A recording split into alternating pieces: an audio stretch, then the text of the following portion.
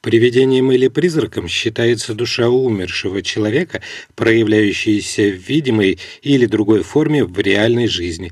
Как же современная медицина относится к призракам? Об этом нам расскажет очередное секретное досье. Здравствуйте, мои хорошие!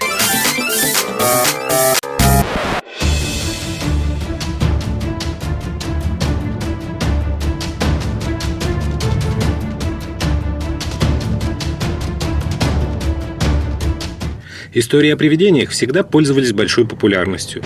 Согласно социологическим исследованиям, около половины взрослых во всем мире верят в привидения. Многие люди говорят о личных встречах с ними.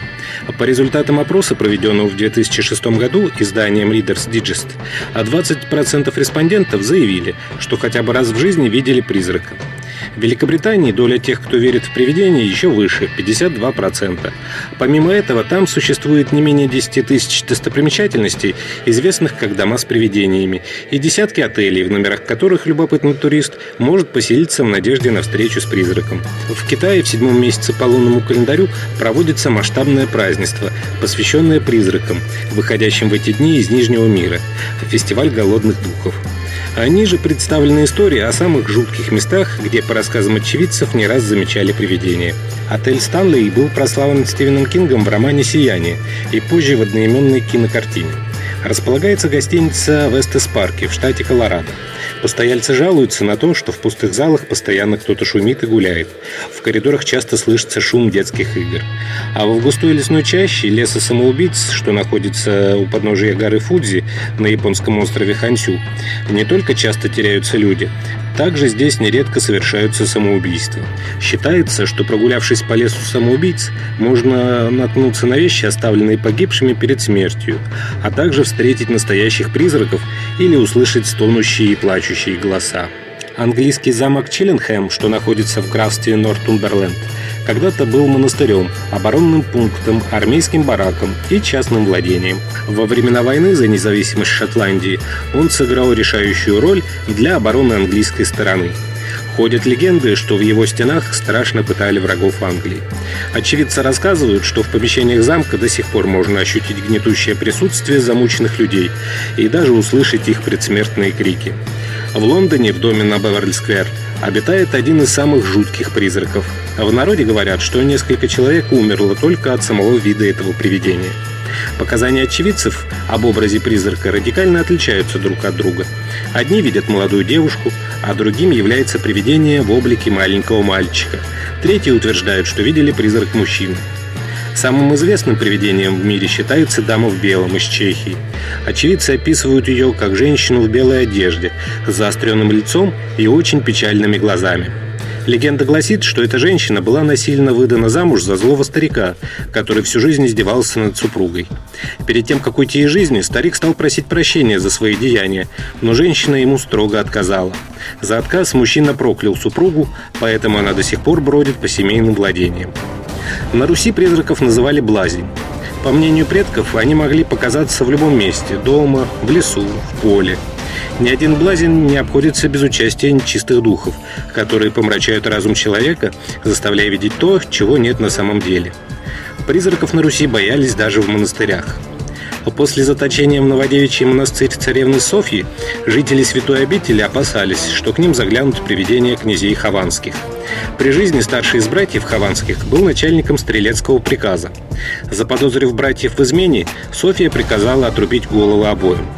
После этого недалеко от места казни, около села Воздвиженское на Троицкой дороге, стали появляться привидения хованских.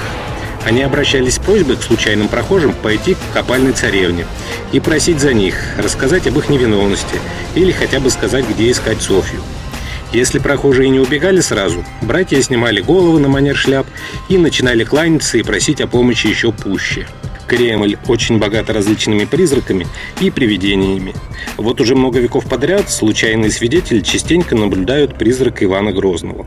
До наших дней дошли воспоминания последнего императора Николая II о том, что накануне коронации ему и Александре Федоровне в Кремле явился дух свирепого самодержца.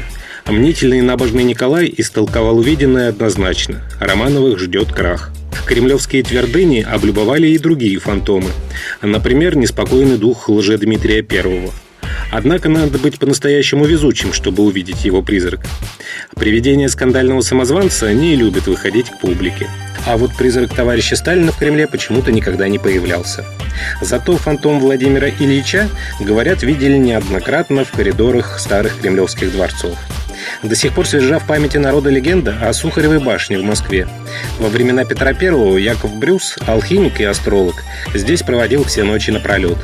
Легенда гласит, что в башне мужчина хранил черную книгу, которую написал сам князь Тьмы.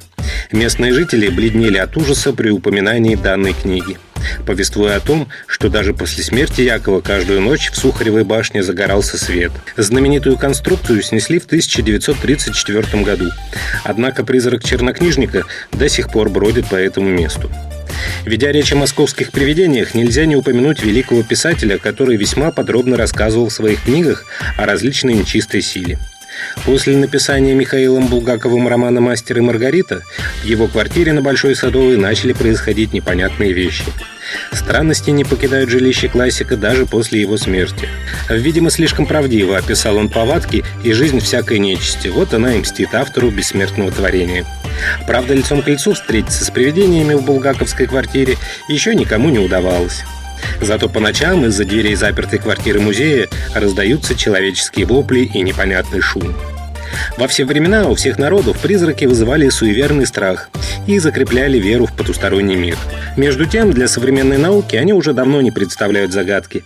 Причины их хорошо известны. Давайте обратимся к медицине. Как она объясняет появление призраков? Удивительно, насколько сложная система мозг человека и какие поразительные вещи могут получаться, если некоторые его компоненты работают не так, как нужно. Первое место в списке состояний, при которых возможно увидеть привидение, занимает сонный паралич. Он возникает в результате нарушения процесса перехода от сна к бодрствованию. Мозг просыпается, а тело запаздывает. Человек просыпается, иногда даже немного приоткрывает глаза, но при этом не может пошевелиться. Сонный паралич длится от нескольких секунд до нескольких минут. При этом человек может испытывать пугающие яркие галлюцинации, слышать или видеть призраков, демонов. Некоторые люди чувствуют прикосновение. Им кажется, что кто-то на них садится или стягивает с кровати. Следующей причиной появления призраков могут стать иллюзии. Зрительные, слуховые, вкусовые, тактильные. Это искажение восприятия реально существующих предметов окружающего мира. Иллюзии возникают в результате самовнушения.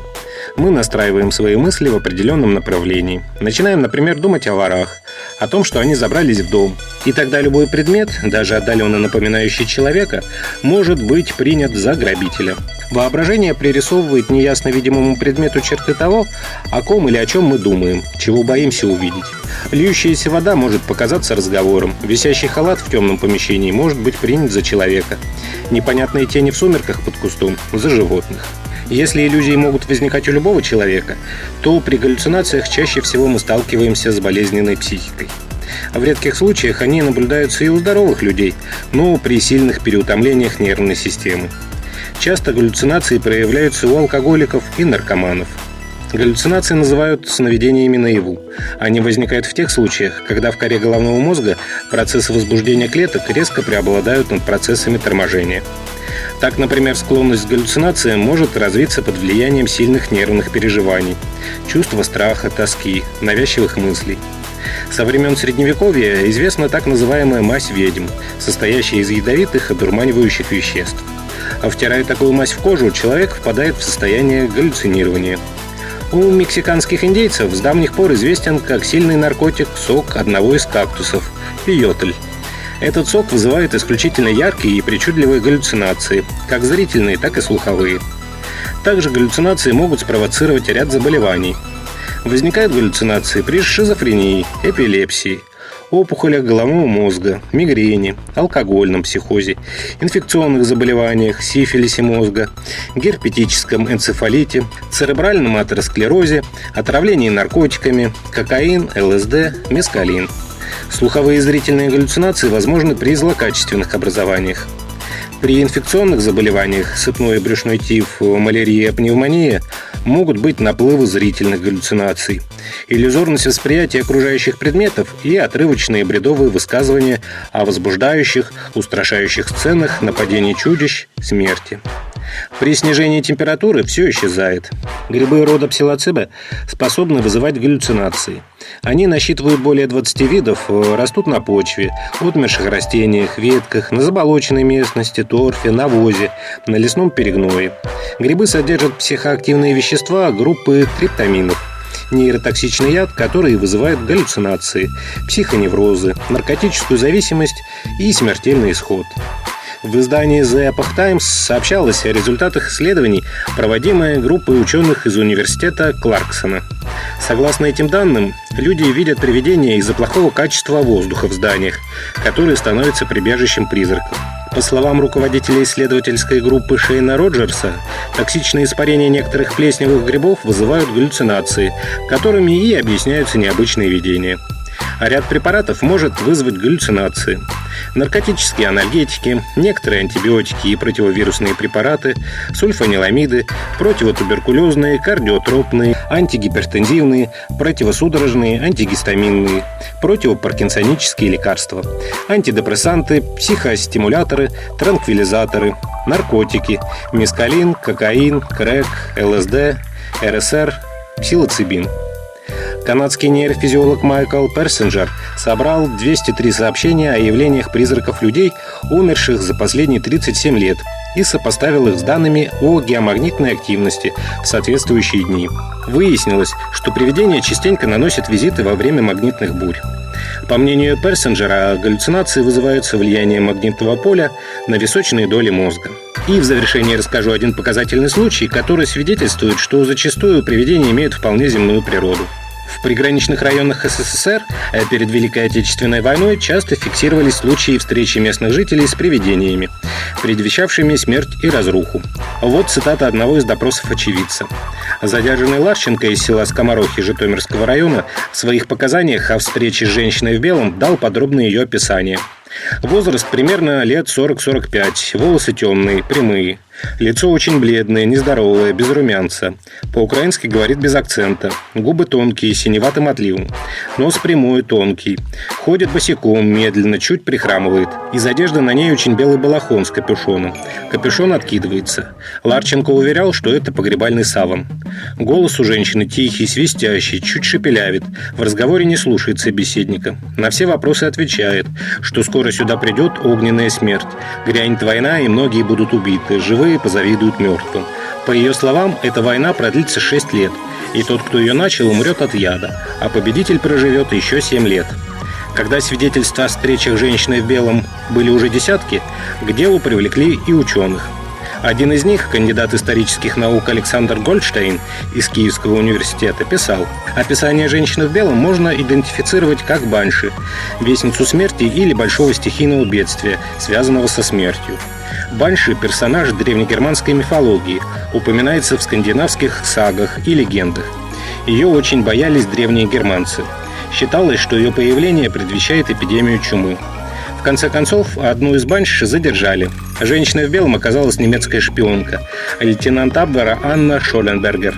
Ее задачей было не только сеяние паники среди местного населения, но и диверсионная работа. В частности, ей было поручено заминировать мост через реку Тетерев в районе села Станишевка. Всего же, как оказалось, только на Житомирщину было заброшено 4 женщины в белом. Еще много загадочного и таинственного окружает нас. Ставьте лайки, подписывайтесь на канал. Здоровья вам!